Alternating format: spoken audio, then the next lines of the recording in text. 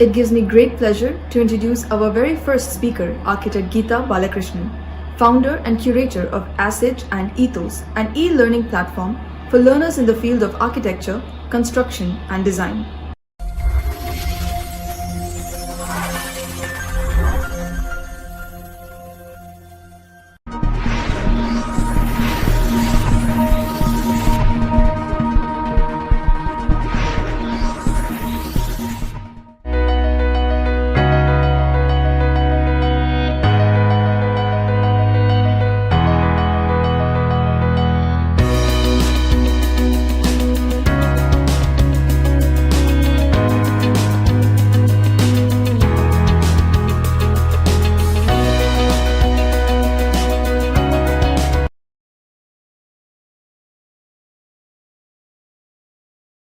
I'm Geeta Balakrishnan, an architect and the main mover behind Ethos and ASEJ, which many of you may know about. We work as an outside the classroom learning platform and have been in the space of online learning for a couple of years now. It's my honor to be sharing my thoughts and views with you. We at Ethos have been extremely happy to be a partner in this enriching endeavor with IconBest, the conference being hosted by SRM SAID. I'm sure that many of you attending now, and even those who will have access to this repository of wisdom, will find great value in this initiative. My theme for the presentation is Going Digital, Challenge or Opportunity. We are at a point where we are discovering this digital tool and trying to figure out how to convert the challenges into opportunities. So it's my presentation is largely going to be structured around understanding blended learning from our experience point of view, because Ethos and ASEJ have been in this space of online learning for a few years now. We will be talking about how the new norm is, mapping the new norm, how people are reacting to this, what are the problems they're facing and so on. How important it is to develop an e-culture and where really do we go from here. These are the largely what I would be touching on through my presentation. We at Ethos have been in the space of a different kind of blended learning all along, where we are really looking at learning outside the classroom along with classroom in-class learning. And Ethos's goal has always been to be the wind beneath the wings of young minds and young architects, trying to guide them on current trends, on coping with the profession itself. And currently in this multimedia environment, how do they work? How do they collaborate? How do they share information with each other? How do they work in interdisciplinary teams? These are all things that we're trying to address through our association with young architects. At every stage of learning, whether it is ideation to communication and discussing, the design exploration, there are possibilities we have explored in multiple ways through the online medium, which we will explore soon. The recent pandemic has catalyzed us to explore different mediums of learning, and moving to the online platform removes the physical limitations of access to content and allows for learning beyond the boundaries of place, language, time, and resources. We at Ethos believe that learning occurs both inside and outside the classroom, like I mentioned, and the medium or platform of online learning is really an opportunity for us to reach those experiences that may not be found in a classroom format. So many of you would know that we at Ethos are largely engaged with competitions, be it design competitions or competitions of various kinds. We've used this period of the pandemic when things went online. We've used different mediums to elevate the experience of a competition from just that of participating and winning in a competition to actually learning through the process of participation. So when if I was to take the example of Livable Lay, which is a design competition that we launched recently, which was a call for ideas to mitigate climate change through cutting edge innovations, to make especially addressed at hilly towns. And the focus here was Leh, and this was done in partnership with LEDEG, an NGO that works in Leh. While we started by announcing the brief and letting people know what the problem that they had to resolve, or what the solutions that were expected were about, we actually went ahead and created a course online, which was a learning module which helped participants understand how such innovations could actually make lives better in hill towns, what the living conditions in Leh really were like, what are the challenges that they had to face, what were the guidelines, norms, rules that are prevalent in Leh. So it was really giving them some ground realities of Leh. So it was a learning process for them to even participate in the competition. We went a step ahead and organized a talk by Mr. Sonam Wangchuk on responsive and responsible design for livable Leh, which was again a fabulous and fascinating insight into how he addressed some of the issues and what are the problems there. And not just that, how he, through his talk, how he inspired many of these participants to actually go that extra mile. So these competitions have now moved on, that we host have moved on from being just mere platforms for competing to actually being guided to better yourselves and get the best out of the process of that competition through learning. We've been exposed to multiple webinars and webisodes through this period of 1 year through the pandemic. Our challenge was, how do we bring in content? We continue to bring in content that is relevant, that is engaging, that makes people want to participate and even ask the right question, to interact. So we found it was important to bring in webinars on current and contextual topics. We have the Sense and Sensibility lecture series, where we've hosted various global experts and architects. When you talk about being contextual, the Central Vista has been much in discussion, and hence we thought it was appropriate to bring in architect Bimal Patel to answer questions through this session called Poetics and Politics of Architecture. It drew in a wide international audience.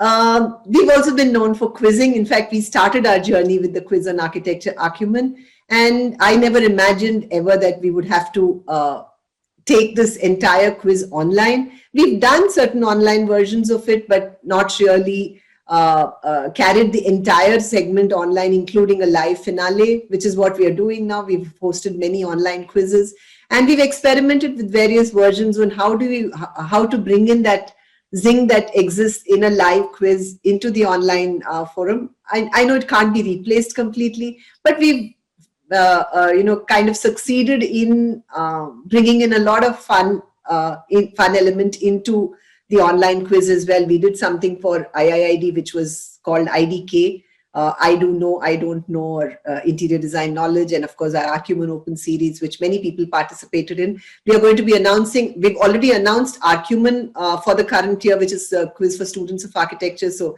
anybody listening in should log in, and it will be culminating in a online finale as well.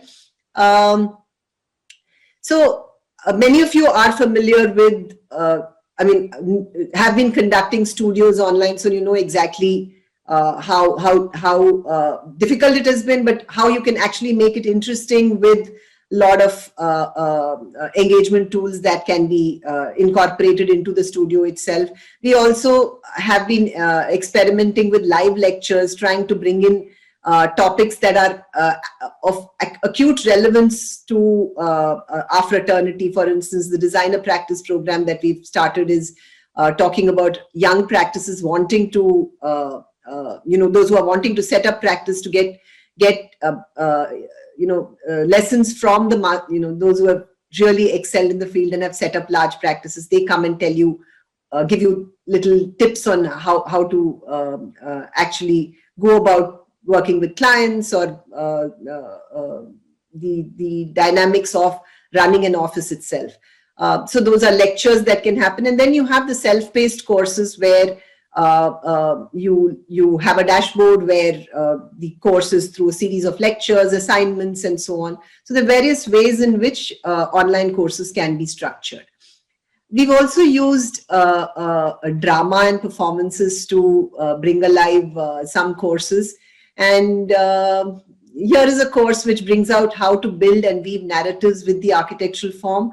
And in a way, it is a spatial experience of live play and drama that is brought to you through the online platform, where architectural elements themselves are protagonists. I'm going to play a short video for you to see what I mean. Don't be silent. Speak to me.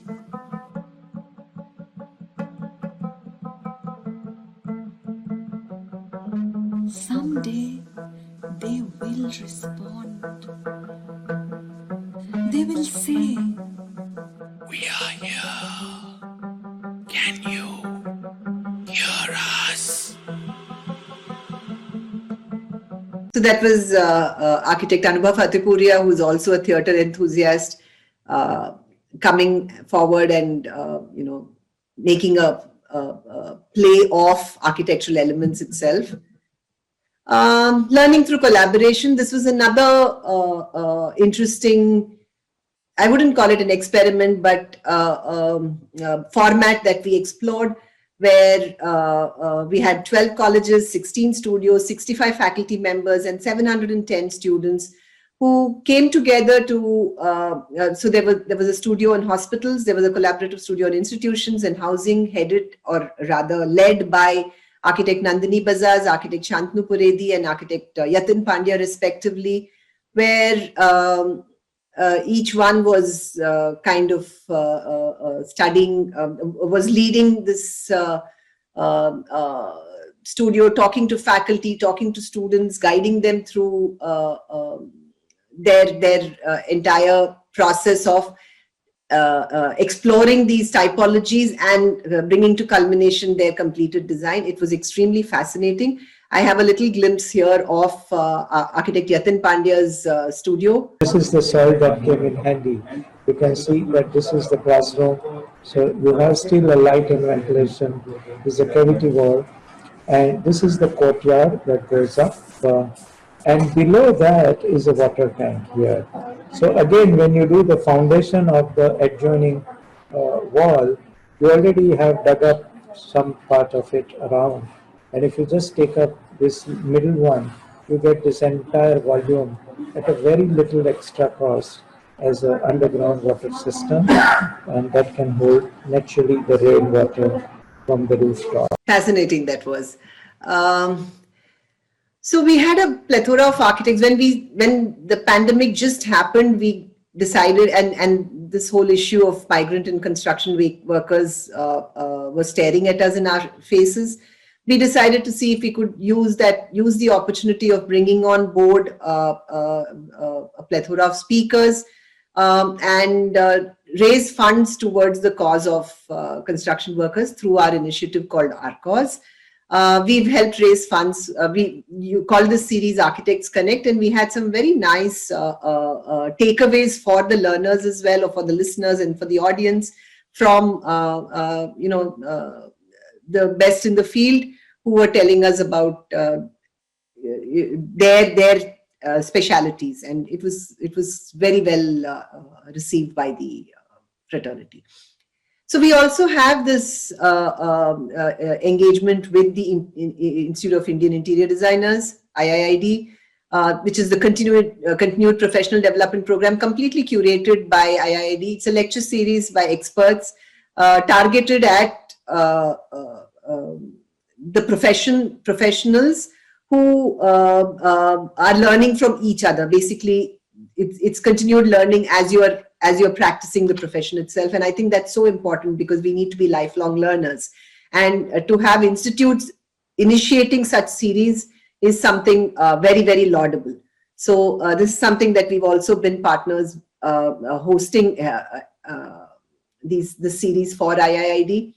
This brings me to this graph, which kind of shows you how this curve suddenly spiraled up during the COVID. So this is the from our own statistics from the ASED's e-learning platform. If it was not, so we're looking at learners here and the timeline here, the number of learners here versus the timeline. So if we were to look at until March 2020, this is how we progressed. And post-March, we went ahead like this. But if we were to go ahead along the same line, we would have probably reached the same place of about 22 to 23,000 learners. In March 2022, it would have happened in any case a year from now, but we have reached it a year earlier. So this is just to tell you that e-learning would have happened in its own at its own pace, but it's just that COVID has kind of fast forwarded this. Here we see the reach of e-learning not in terms of numbers, but in terms of the physical spread of courses across our country and the world. We've had various kinds of courses that we've initiated, which are popping up on your screen. And this is the total spread across India that we've seen. So it's pretty uniform from different states, different smaller towns. We've had larger towns. Everywhere we've had really participation. So learning is now online. Expertise is accessible to all, whether your interests lie in writing, photography, coding, kinetic architecture, whether you're a high school student, whether you're a university student, professional, working professional, there is learning available to all of us. It's for us to pick and choose what we'd like to learn. Even before you become an architect, if you'd like to be introduced to what is architecture, we have something. So we've really created different kinds of content, and I think there is enough out there for all kinds of learners. So let's look at mapping the new norm. With new advancement in technology, there is going to be a rise of new and unprecedented problems. But where technology is the problem, technology can also be the solution.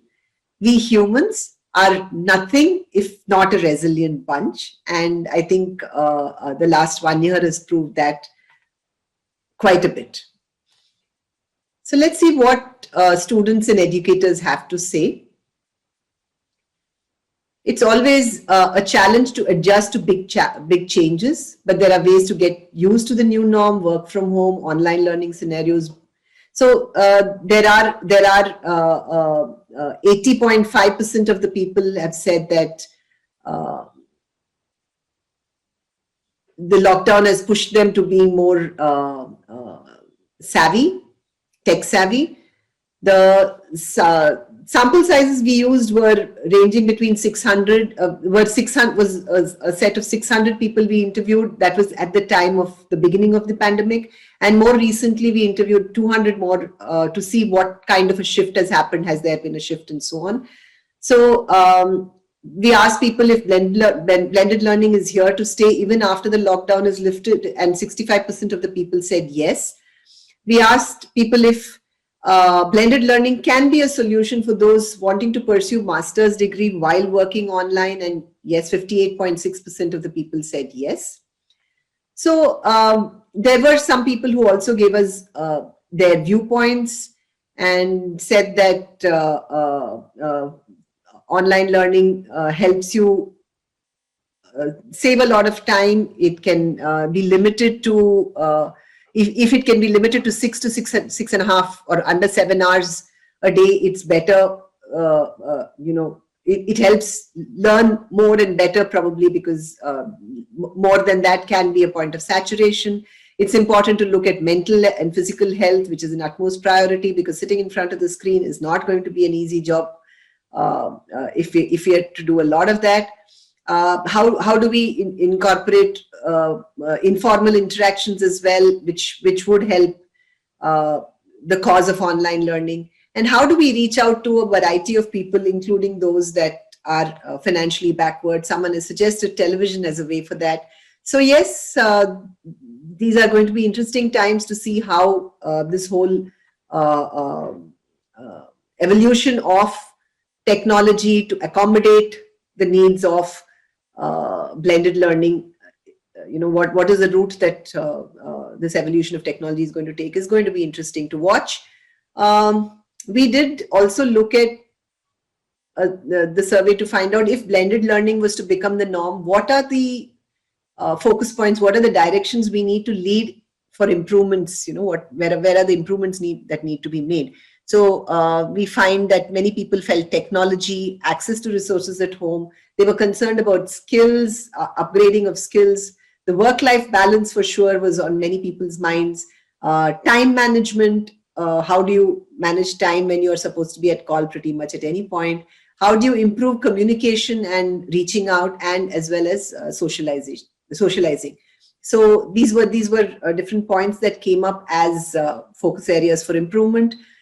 So now we'll talk about the need to develop an e-culture, but I think that goes without saying that you really need, the need is there for sure, because we've seen through our experiences in the last 1 year that we face different kinds of scenes. I've just put up a couple here where teachers are on time for class and only 4 of their students show up out of 30, and how frustrating that can be.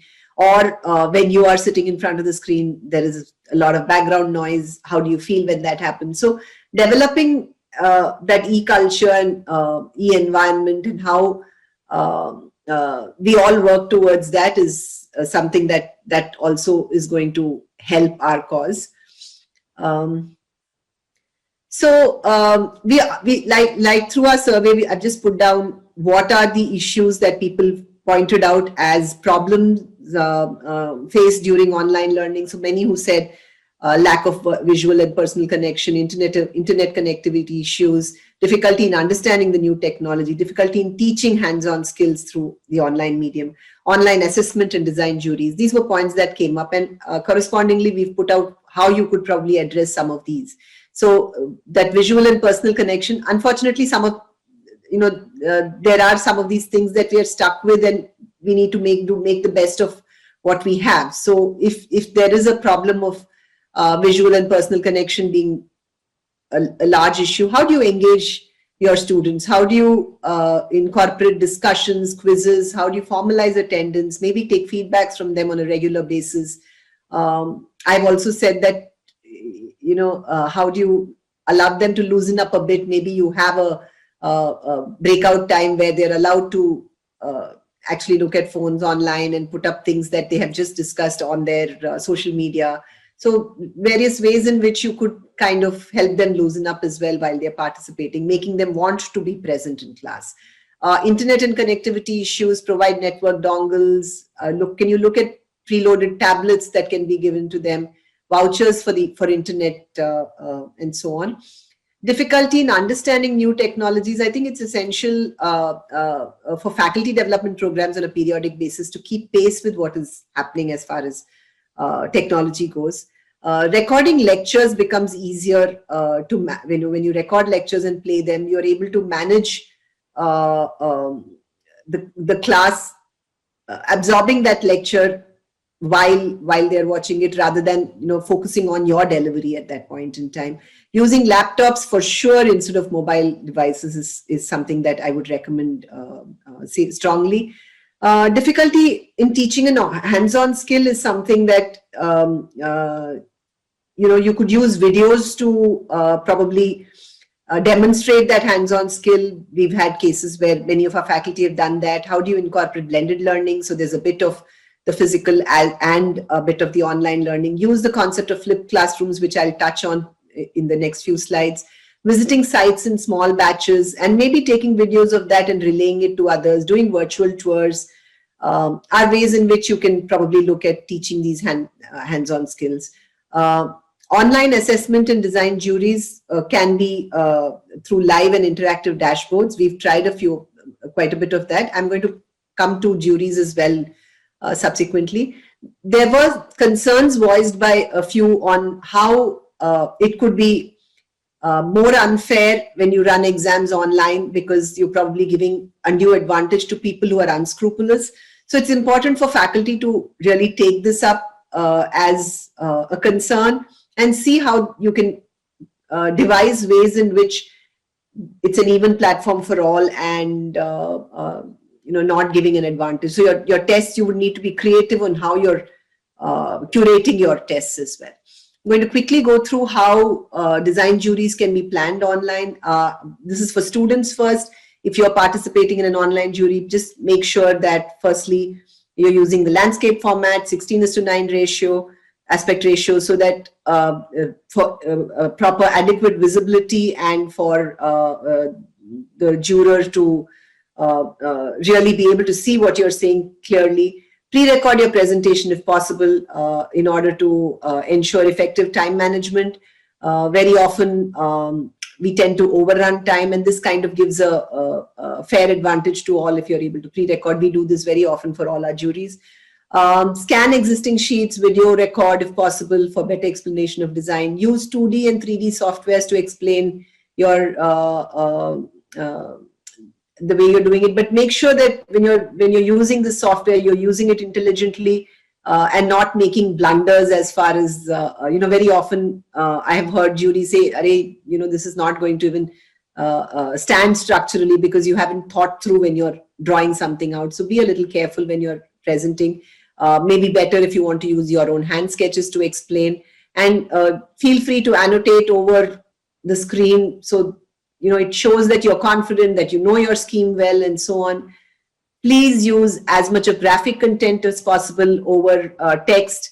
This goes for even an offline medium, but in an online medium, it's extremely important because you're expecting the jury to really look at that small screen, look at the part to part, and then go to the whole, and then come back to the part because they're not able to read your text clearly enough. So make sure it's legible, large, and less text. Faculty keeping in mind, what should they keep in mind for a online jury? Would be good if your internal assessments are also in a similar format as your external assessments, so that there is some kind of a trial or a rehearsal for the students, because they are going to be stressed when they are going in for the online juries, external juries. Small tutorial for the jury members on the technology and the process would be good, so that no time is lost once the jury is there. And sometimes when time is lost, students do tend to get nervous as well. How do you support your students emotionally? I think is something you'd like to work with emotionally, as well as, of course, on the technology and the content bit. A definite piece of advice is do not use tablets or mobile phones when you're on a jury. Always use computers and laptops. So there are different types of learners that we're addressing. There is there are the interested, invested learners. There are the introvert learners. There are the extrovert learners. There are the disruptors. There are those that are bored, not interested. They're doing multiple things. So how do you engage all those learners while learning in a classroom? You talk, discuss, present. But while you're learning virtually, you talk, discuss, present. You're keying in things. You're typing in things. You're probably thinking on your feet and changing the way you're doing something while you're presenting because you're noticing something that's happening on screen. So you need to be a lot more alert when you're probably teaching online. So now I'll come to where do we go from here, and I'd like to quote the Economic Times here, which from May 14, 2020, which says, "There will be, going forward, a great opportunity to develop new forms of blended education that will be in much demand. Pre-crisis, there was already a growing demand for more flexible and blended forms of lifelong learning beyond initial education in order to address the need to upskill and reskill for the digital economy." Effective communication is really the key. And the more we focus on that, the more we try and evolve our ways of communicating, I think we'll be solving a lot of problems. This is just a picture to show, this is a picture of what our classrooms were earlier, what they are today, and how they could come together to become blended learning. This is exactly how classroom learning and online learning can come together to become blended learning. So in a physical scenario, you have in-class activity, in-situ activity, and digital activity. The darker blue representations are ones that could be taken online, and the lighter blue ones would need necessarily for them to be live physical sessions. So how do we take the best of the physical sessions and the best of virtual sessions, add elements of discussions with prospective or client-like outsiders? How do you add expert talks? How do you add seminars to this whole thing and bring about learning that combines the benefits of both the physical and the virtual for an effective learning environment is what we should all be looking towards. I'll quickly introduce, I know many of you would know what a flipped classroom is, but for those who don't, a traditional classroom setup talks about, is largely about a lecture being delivered in class and activities being prescribed at home. And maybe the person does research to understand, the learner goes back home and researches further to understand the topic that has been dealt with in class. In a flipped classroom format, which is highly recommended, you learn the lecture that is delivered is actually recorded and viewed by the learner at his or her own pace at home or wherever. And the classroom activities are largely to discuss, to answer questions, to even probably guide an assignment in class so that the learning is more wholesome. So this is just an example to see how the professor records an online lecture for theory of design, and then they come together to discuss that topic for a better understanding of the subject. We've really come a long way. We have a longer way to go, I'm sure. But we mustn't forget that whatever the medium, the most important thing is the spirit of learning. I'd like to conclude at this point with this little clip of Mr. Sonam Wangchuk, really with his nuggets of wisdom. And here it is. Curiosity. It was going out in the field, learning from people, learning from nature, learning from animals, rivers, mountains, that really stimulates your mind to finally acquire, problem solving, at least approach.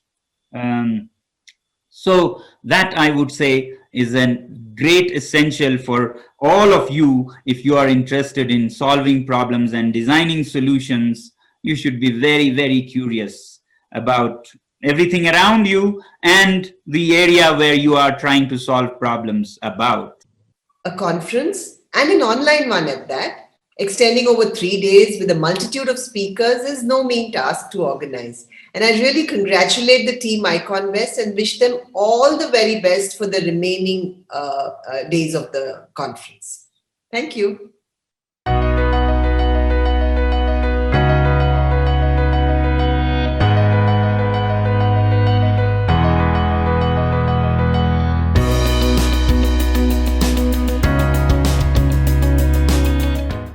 Thank you, Architect Geeta Balakrishnan, for an insightful presentation. We will now be taking a short break to play our sponsor's video, and we'll be moving on to our next speaker.